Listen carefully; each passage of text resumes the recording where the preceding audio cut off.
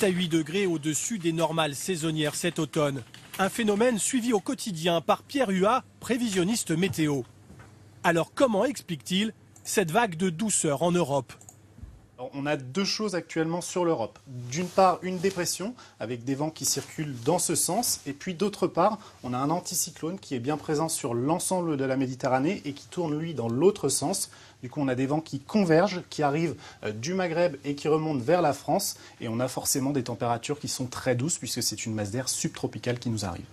Un blocage qui n'est pas spécifique à l'Europe. L'Amérique du Nord connaît-elle aussi le même phénomène avec le même scénario ? Dépression au nord-ouest, anticyclone au sud-est et entre les deux cette remontée d'air chaud qui va jusqu'à New York. Dans l'hémisphère nord, cette douceur automnale a déjà duré tout le mois de novembre. Voyez sur cette carte, tout ce qui figure en rose et en rouge sont les températures supérieures aux normales saisonnières. En fait, ce mois de novembre a été le plus chaud depuis 1880, plus 0,97 degrés par rapport au XXe siècle. Serait-ce dû au réchauffement global de la planète ? Pour ce climatologue, cela ne fait aucun doute.